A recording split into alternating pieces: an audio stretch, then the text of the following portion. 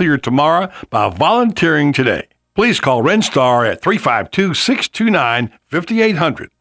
Ocala's information station, 1370 WOCA. Ocala.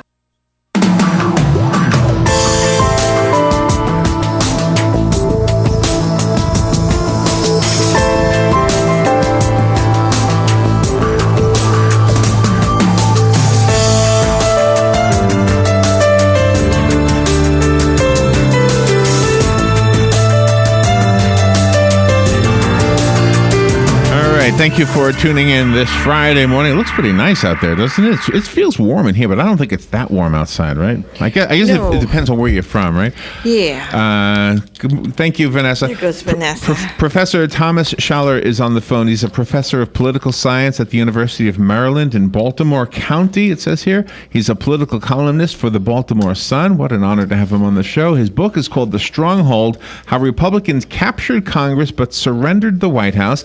He's talking about the presidential elections. I'm sure we're all talking about that, and why Senator Ted Cruz is a problematic candidate. Let's find out about that. Glenn Beck, who does a show here, when does he come on at noon, right? Yes. I mean, he's all for Ted Cruz, so we're going to hear a little bit something different now. Professor Schaller, good morning, sir. How are you? Great to be here. Good morning, Robin. Good morning, Larry. And where are you calling from? I live in Washington, D.C., about 6 blocks from the White House. It's in your blood, isn't it? All that political stuff. Can't get enough. Oh, really? You love it? Well, I'm a political scientist and a political writer, so yeah. I mean, you get burned out a little bit after a while, to be honest. But yeah, still going. Is there more? Okay, and I know Donald Trump is considered like a showbiz personality, but even if he wasn't, does this year seem like it has more showbiz in it than normal years? And maybe it is because of him. I think it does, and I think it's. This campaign, and Donald Trump in particular, has defied and in many cases redefined all of our normal expectations and even rules about how presidential politics, or at least primary and nomination politics, work. I mean, the stuff that Trump has done, gotten away with, if you prefer, is extraordinary. And I don't think I know a soul. And anybody who tells you otherwise is lying, that a year ago would have said that we could be looking at a Bernie Sanders general election. I mean, find me the person who put that in print in January, and I'll send him a check. Even the Bernie Sanders part, right? Because right. Even that is surprising. And I think Simon and Garfunkel really helped with that one, by the way. Yes, they did. I do. Hey, even I looked at that commercial and said, maybe he's not such a bad guy. I mean, all you're doing is hearing the singing. But for somehow it sucks you into this beautiful sound and everything. I don't know what it was, but. Do you ever give thoughts or express thoughts on the commercials that are produced? Because they must have a strong influence on us as well. They do. I think, the old maxim about political campaign ads is that only about half of it works, but you just don't know which half. Now, maybe that's what campaign consultants who make ads tell you, because you have to buy twice as many, of course. Yeah. I think they matter to a certain degree, particularly for the low-information voter, but increasingly I think these elections are more about mobilization than about persuasion, and it's about finding and identifying through the use of these very sophisticated voter registration lists and marketing lists, which sometimes have up to 300 pieces of information about every American voter, including what magazines you subscribe to and so forth. And figuring out exactly who your ideal voter is based on who supports you, and then going to the rest of the list and saying, well, here's somebody that looks like that. Let's contact this person and get her to the polls. The difference between you and us and many, many Americans is here's what I believe. You said the low information voter, and that made me think of this. Doing talk radio, I know something about this audience. This audience pays attention to politics. It doesn't mean they agree with the host. It just means they pay attention. We've had quite a few people call up during times when we were expressing one thing, and maybe they totally, absolutely, 100% disagree with us. But the point is, they are paying attention. The rest of the world, however, is not paying as close of attention. I think somebody who reads your column is in a small group. Not that you have only a few readers. That's not what I mean. I think the majority of people don't pay as close of attention. So their complete exposure to Donald Trump is whatever soundbite they see on the news at night.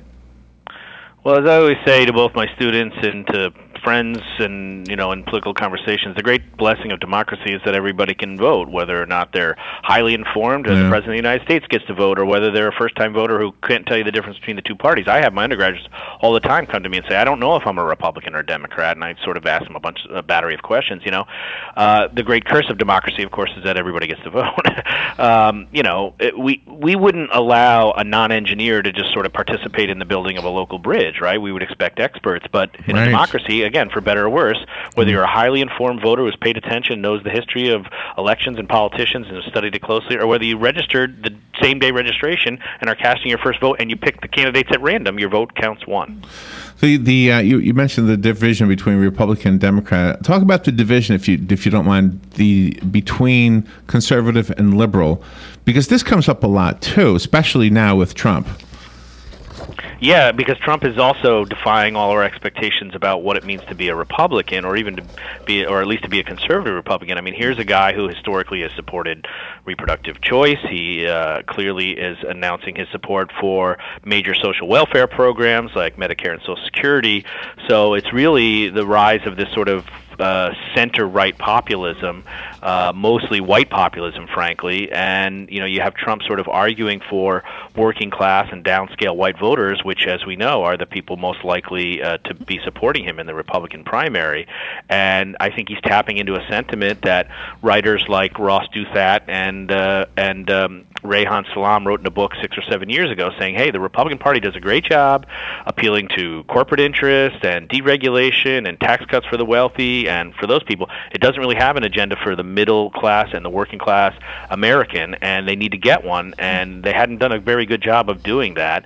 And now suddenly Trump is coming along saying, hey, we're going to keep people out, we're going to be protectionists, we're going to save these American jobs, but we're also going to protect Social Security and Medicare.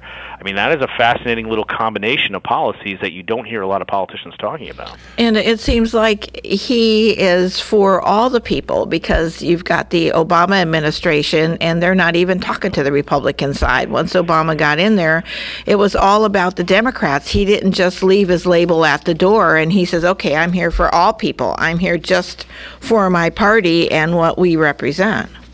Well, we have such incredible polarization, and I don't say that as an opinion. That is a fact. I mean, political scientists have recorded every congressional vote since 1789 from the first Congress, and we've never seen levels of polarization. So that's on the elite level. On the mass level, the polarization, the rating scores, the percentage of Democrats who rate Obama as a successful president versus Republicans, the difference between that, Obama's the most polarizing president since George W. Bush. They're very polarizing. I mean, the country has a giant chasm in between left and right, Republicans and Democrats. Notice the electoral map, it doesn't change, right? Because there's a set of blue states and a set of red states and a very, very small subset of 8 to 10 purple states, right? So the country is extraordinarily polarized. Both parties start a presidential election with about 46% of the vote. Polls show consistently that people made up their mind who they're going to vote for president 6 to 9 months before the election. So they're really not even if they are listening or paying attention, they're not going to have their minds changed by the politics and the events and the speeches and even the presidential debates. And we are at record levels of polarization in this country. I don't see it reversing anytime soon. There is no middle left. We're really down to about 8 or 10% of the voters who are true independents. 40% of Americans will say they're independent when they're polled, but we look at those independents, political scientists, and most of them are either Democratic leaners or Republican leaners. They're not true independents. In the material that was sent to us to prepare for the interview, it says, and I believe this is you writing this, that the Republican Party would be better served by nominating a governor with executive experience. That would imply that somebody like Chris Christie or somebody like Jeb Bush would be better choices, and yet they're very low on the polls in both cases.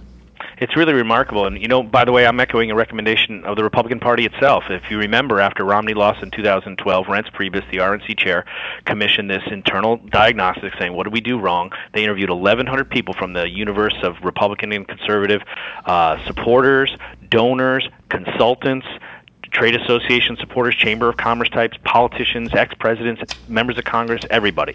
And there were a variety of conclusions and suggestions and recommendations for how to move forward. And one of them was at the very end of the report, and this is the starting point really for my book about how Republicans have captured Congress and surrendered the White House. They said we should nominate somebody who hasn't at least served in some executive position. A senator just has a bunch of votes and speeches. Right, and the irony there is, look who's, at one point, right, remember, Donald Trump Ben Carson and Carly Fiorina were combined over 50%, no governing experience whatsoever.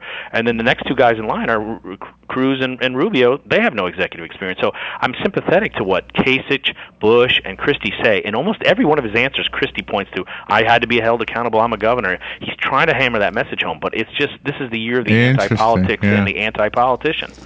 That is interesting. That is interesting. I'm not even close to being qualified to argue with you, but I'm going to try, just for the sake of a conversational point. Sure. So I'm in other words, I'm giving a disclaimer so you don't get mad at me. But go for it. I'm sure you're plenty qualified. No, fire when ready. Well, I was thinking somebody like Trump or Carly Fiorina. Maybe they haven't had the executive experience in government, but they certainly have had it in the business world. That's right. That's right. And then actually the piece that I wrote saying Cruz would be better than Trump, at least Trump has executive experience in the private sector, whereas Cruz has what? A bunch of statements and arguments in front of the Supreme Court and a bunch of votes. And here's the interesting irony about this. Whatever you think of Obama ideologically, a consistent criticism that you hear on talk radio and from conservative talkers is that Obama was just too green to be president. He's in over his head. He was briefly a state senator. He was not even a full one-term U.S. senator. Whose biography in this field that was once 17 Republican candidates, whose biography most closely in 2016 looks like Obama's in 2008? And the answer is Ted Cruz. Constitutionally trained, Harvard law professor, type, Solicitor General, right, argues cases from the state Supreme Court in Texas. He's argued about a dozen cases from the Supreme Court. He briefly worked at the Department of Justice, not even a full one-term U.S. senator. Ideologically, Obama and Cruz couldn't be less alike, but biographically, they're almost identical at the same points running for president. So if I were the human resource director, and that's how presidents got a job, was by like the way the rest of us get a job, to sit across the desk from the human resource person. If I was the human resource person for the United States, it sounds like what you're saying is I would have already dismissed Trump. I would have already dismissed Cruz and Rubio, and I'd be down to 3. I mean, at least in the Republican Party, I would, right? Yeah, well, Huckabee was a governor too, and he did well in 2008. So there are a few other people out there, and I guess it's not the end of the world if you have private sector governing experience. But the biggest organization that Ted Cruz has ever led is his presidential campaign. The same thing that could have been said about Obama in 2008. Now, how you manage your campaign is maybe a window into what kind of manager you are and what kind of leader you are. I'm not saying it isn't, but let's just be clear about what that is. And by the way, the other thing about this particular primary and this anti-politics sentiment is that what you're hearing people like Christie say is all you do is talk, and all you do is have a bunch of votes you have to defend. And the most sort of difficult moments for me, at least, to follow, and I'm a political scientist and a political writer, are when Cruz and Rubio get into, well, you voted to block this amendment on this date, and you kind of get a sense of what they're saying, but really what's that all about? And you realize that Ted Cruz doesn't have any accomplishments. He doesn't really have any legislative accomplishments within his Republican caucus, no less bills that got passed and signed by President Obama, which you could forgive him for passing bills that Obama's going to veto, fine. But he can't even get his amendments through his own caucus. Do you listen to Glenn Beck at all? I do sometimes, yeah. Why? What's he saying about Cruz? He loves him. I know. Oh, lately, yeah. Lately, he's a Cruz, absolutely 100% for Cruz. All right, so let me take a little break, and we'll be right back. Professor Thomas Schaller is on the phone with us. His book, by the way, is called The Stronghold. We'll be fair to the book on the other side of the break. And we're talking about the presidential elections coming up, and of course, we're all talking about them. So we'll take a break and be right back. The weather is brought to you by myfwc.com. Safe boating is no accident. For Friday, partly to mostly sunny skies, cooler and less humid, the high 63 to 67. Clear to partly cloudy and chilly Friday night with lows in the low to mid 40s. For Saturday, sunshine mixing with clouds, high 66 to 70. Sunday, partly sunny, high 70 to 74. From the Florida Weather Center, I'm meteorologist Joe Lundberg.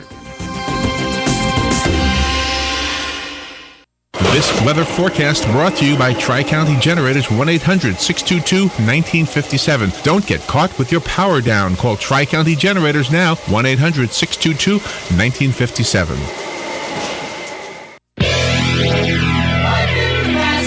Hi, this is Vanessa Lane Jennings with the Jennings Law Firm, located here in beautiful Ocala. Join me every single Friday at 10:30 for Legal Lane. We'll be discussing various legal topics such as family law, criminal law, tax, and much more. So this is your chance to call in with your legal questions and have them answered. That's every Friday, 10:30, right here, WOCA, The Source.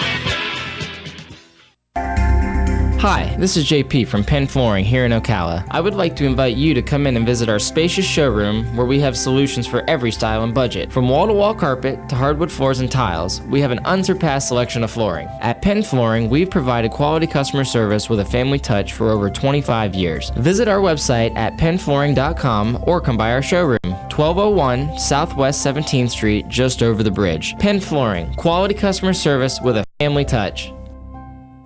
Hey, Matt, I know Sunrise Automotive does auto stuff, but I need some tires for my truck. Can you recommend someone? Yes, I can. We do that. No, I mean, I need them installed and balanced and all that. Yep, we do that. Well, my son needed his windows tinted. Yep, we do that. I need my seat replaced. Yep, we do that too. I need a new roof line, a new spoiler, and a new trunk. Yep, we can even do that too. Okay, I get it. I suppose you can also do a radio show too. Well, as a matter of fact, join me, Matt Gibbs from Sunrise Automotive, every Tuesday at 10 for auto repair with personal care right here on The Source. 20 minutes after 11 o'clock. Thank you for tuning in. Professor Thomas Schaller on the phone. And how's the weather up there, Professor? Well, we had the Snowzilla this year, and it was nice. My girlfriend and I shopped and had a lot of food in the house, and we binge-watched Nurse Jackie and enjoyed it, frankly. Oh, nice. And so that was delightful, actually. I got the cross-country skis out one day, and I love it. I was here for Snowmageddon. I've lived in D.C. for about 15 years, and people have snowball fights in DuPont Circle and Logan Circle where I live, and it's a lot of fun. And as I mentioned, I live about 6 blocks from the White House, so I've never lost power, cable, water, or any utilities ever. Wow. We actually had a story that we were sending up some snowplows from Florida. I'm thinking, we have snowplows? I didn't know we had. Now that's bad management. I guess they never. Bad local infrastructure spending. I guess they never get used. They're probably good as new. All right. So do you ever hang out in the wild? Do you hang out with any of the names we would know? Oh, like local politicians and stuff? Yeah. Not really. No, I mean, I've obviously been at political events. I've met President Obama. I've met Hillary Clinton. I've met Bill Clinton. I've met Mitt Romney. I've traveled and covered the Iowa caucuses and the New Hampshire primary. I mostly covered Huckabee in 2008 and so forth. So, I've seen my share of political events, and you run into people, occasionally just in bars and restaurants. I was at the Caps game. I'm a big Washington Caps fan, and I saw former Congressman Tom Moran was sitting 2 rows in front of me. So you see the politicians bopping around town in the restaurants and so forth, but that's about it. Do you know, I was all for Huckabee a few years ago. He did a talk show, and I was listening to him every day, and he always made sense to me. And I'm probably still for him, except that he's so low on the polls. It's like you hate to feel like you're throwing a vote away in the primaries. But in the primaries, I guess that's exactly the time to do that, is to vote for the person you most feel would be best at the job, right? Well, I mean, essentially, two-prong calculus is generally for facing every primary voter. Who do you think best represents you, but then also who do you think can win the election? And sometimes those are the same person. George W. Bush, clearly everybody's favorite, runaway, candidacy with the exception of a slight little hurdle for McCain there. And then, and he was able to win. But the more conflicted choices are where your heart is saying one thing and your head is saying another thing. As for Huckabee, just as a side point to something we said before the break, it was really Huckabee, if you go back in 2008, and Santorum to a similar degree in 2012, who started to talk about economic populism on the right. They were saying, look, whether coming from a Christian perspective or just a secular perspective, there is something fundamentally wrong with the growing inequality in this country. And I thought they talked, both of them, very passionately about it. It didn't really gain traction for either of them in terms of winning the nomination, though Huckabee won 8 or 9 states, by the way, and so did Santorum. Republicans should have been paying attention to that, because there is a growing angst in these new studies that come out that shows that there's declining life expectancy for white Americans and high increase in drug addiction and drug rates. I mean, this inequality that's been going on since the late 70s and early 80s, when we've had this rising inequality, it's getting everybody. It's not just downscale, poor, immigrants, non-white people. It's really affecting the white middle class. You've got meth problems in Iowa. And so I think the Republican Party has to, it can talk about campaign finance and Citizens United, and we need deregulating corporate interests and all this other stuff. But they need to start talking about what matters, sort of kitchen table issues for rank and file regular Americans. And I don't know that they're doing a good job of it, frankly. Ultimately, the president, and I've said this a million times, the word president comes from the word preside. So he's not supposed to be a king. He's supposed to be presiding over Congress, over the two branches of Congress, right? And yet we don't. We have executive orders, and I'm not picking on Obama because they've all done it, right? Right. Yep. One thing I fear is that if Trump was elected, as he's a leader, but he would be doing executive orders all the time because you can do that as a CEO of a corporation. That's right. That's You not act what you're supposed to be unilaterally, doing. right. Yeah, that's not what you're supposed to be doing as a president. Well, I talk about this at length in the book because if you know your constitutional history, and Ted Cruz, of all people, who deigns to lecture everybody about how smart he is about the Constitution, our founding fathers put Article 1 for the Congress first, and it's half of the original 4,000 words of the original Constitution. It's clear that the founding fathers wanted a Congress-centric government, not a presidency-centric government. But we clearly have a much stronger executive than presidency now, and you heard Democrats complaining about Bush's abuse of executive authority, and now you're hearing Republicans complain about Obama. Right. But it's really just presidential authority. Forget the partisanship or the ideology of it. You talk about Newt Gingrich in your book. How do you feel that he changed from the very beginning when he first came into public service as an elected official till now? Well, he changed a lot by the time he got to his 2012, failed presidential run. But as I argue in the book, and this may come as, to great consternation among many conservative listeners, but I argue that he's actually had a greater impact on the modern Republican Party than Ronald Reagan, and in part because he really helped teach them how to win Congress and how to think like a congressional party and act like a congressional party, which I argue has created problems for them in their presidential competitiveness, and he's had the greater lasting impact. I mean, Reagan, let's not forget, Reagan reformed Social Security and made it solvent for the next 25 or 30 years with a commission led by Bob Dole. That's Republicans and Democrats working together. It was Ronald Reagan who signed the Immigration Reform Act of 1986, expanding immigration. Imagine a Republican candidate like a Ted Cruz even proposing to do those things today. He'd be howled out of office, right? It's a very congressional-run party, and it's very much about blocking and saying no and voting against everything. Key congressional Republican leaders met on the night Obama was getting inaugurated on January 20th, 2009 in the caucus room right here in Georgetown, and they voted before they even heard Obama's first proposal. We're going to block his entire agenda.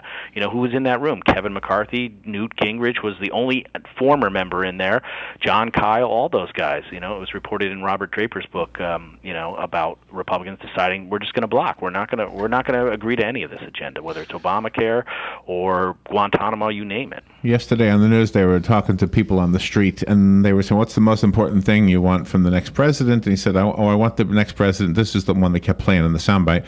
"I want the next president to fix the nation's debt." And I said to Robin, when Clinton was in office, I think we had a surplus. Yeah. And I wasn't. 3 of them.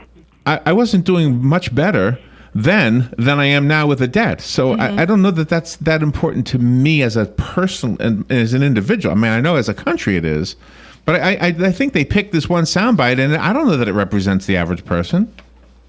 Yeah, the debt is, I think, a problem. The deficit has come down significantly in the last 6 or 7 years. It was $1.4 trillion the year Obama. I just try to remind people that it's not really spending that drives it, it's revenues. And what drives revenues? Well, 80% of every federal tax dollar is raised by 2 taxes, the income tax and the payroll tax, and they're almost equally. Payroll tax about 38%, income tax about 42%. The single best way to solve the budget is to get people working, because when people are working, they're paying those 2 taxes, and when they're not, they're drawing.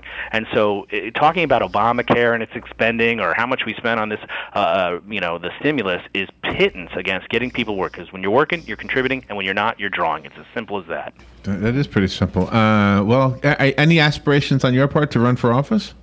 No, too many skeletons in my closet. I don't need the FBI background check. You enjoy the who snow. would want, to be serious, though, who would want to stand up, try to make every voter feel like they're the smartest and most interesting person in the room for that 2 minutes you're talking to them and trying to please everybody? I got a perfectly happy life without having to do that while eating these rubber chicken dinners at, Chamber of Commerce events at 6:30 every night on a weeknight. Politics is, give these people credit, for all we complain about them. And while they're in office, they don't get paid that much. The President of the United States makes $400,000. That's something that a bond trader sneezes at. Forget a hedge fund manager, right? I mean, we don't pay these people a lot. I've always been an advocate for paying them more because they go out and lobby. Half of living U.S. senators, former U.S. senators, are lobbyists, a record percentage. Why? Because they can make $600,000, have the summer off to golf, and they don't have to please anybody. It's crazy the way we do it. Thank you for being on the air with us. So I don't know how important the vice president is, but I've thought many times with this current race that maybe we need the Trump leader and the vice president, because everybody's going to vote for Trump, the leader anyway. We need the next guy to be the one who really knows what to do, but that is not usually the way it works out. It did for Bush and Cheney. Bush, whatever you think about Cheney's politics and his ideology, he knew how to manage the government. He'd been in government for 30 or 40 years. Trump better pick somebody like him. Tom, thank you so much for being on the air with us. Definitely come back anytime. The book is called The Stronghold. Go online or in your bookstore and go find it. Professor Thomas Schaller, thank you. We will be right back. Fox News Radio, I'm Lillian. For the Iowa caucuses, GOP presidential candidates making their closing push at last night's Fox News debate, which frontrunner Donald Trump skipped. The candidates clashing on